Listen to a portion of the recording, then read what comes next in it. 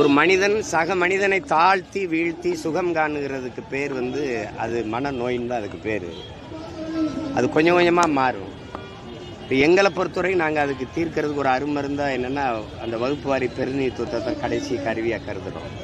எல்லாருக்கும் உண்டானது எல்லாருக்கும் கிடைச்சிருச்சுன்னா இந்த இந்த ஏற்றத்தாழ்வுகள் தானாக செத்து ஒழியும்னு நினைக்கிறேன். எனக்கான கல்வி, எனக்கான வேலைவாய்ப்பு, அதற்கான ஊதியம் அது கிடைக்கும்போது ஒரு சரியாக வந்துடும் நினைக்கிறேன். பொருளாதாரத்தில் மேம்படும் போது அந்த சாதிய ஏற்றத்தாழ்வுகள் சிறுக சிறுக செத்து ஒழிவதை நம்ம பார்க்குறோம், உங்களுக்கே தெரியும். அதனால் அப்படி தான் இது கொஞ்சம் கொஞ்சமாக ஒழிக்க முடியும். அது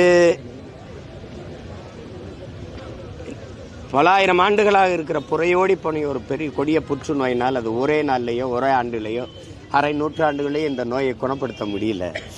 ஒரு அம்பேத்கர் பத்தலை, ஒவ்வொருத்தரும் அம்பேத்கராக மாறணும்.